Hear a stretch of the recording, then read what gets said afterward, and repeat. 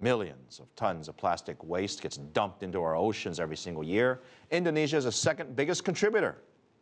Annie Saputra reports on the country's measures to try to alleviate this trash problem. This is Jakarta's main source for drinking water. What lies beneath it will make you queasy. We're collecting garbage from one of the many small rivers that make up Jakarta's main river. As you can see from the amount of trash here, imagine that multiplied hundreds of times by the time it gets to the city. We're just trying to do what we can to help. Asun and his fellow volunteers are part of a social movement that's trying to save Jakarta's rivers. But they are facing an insurmountable task. In Jakarta alone, the city produces 7,000 tons of garbage every day, and 1,000 tons of that garbage ends up in the ocean. In Indonesia, people living along the coast generated about 3.2 million tons of mismanaged plastic waste in 2010, about 10% of the world total. These facts came out in a landmark study from the University of Georgia that ranked Indonesia as the second biggest source of plastic waste dumped into the sea worldwide every year, with China as the biggest source.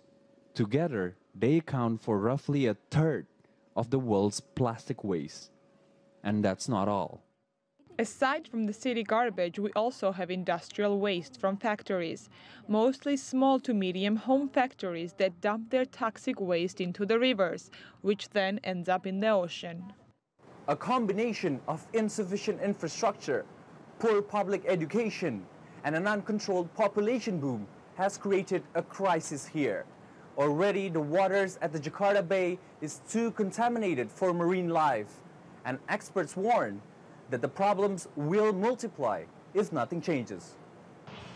The government has put in place massive regulation reforms on waste management back in 2008. But the enforcement of these rules are continuing to be a problem.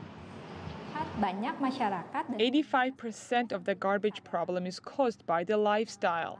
We already see a lot of community-based movements forming out of this concern, but this can only be a solution if the movements are supported by the government. That's why movements like the Ciliwung Institute, that is not only simply cleaning up the rivers, but also educating the local population, can be crucial to help Indonesia's trash problem. Andy Saputra, CCTV, Jakarta.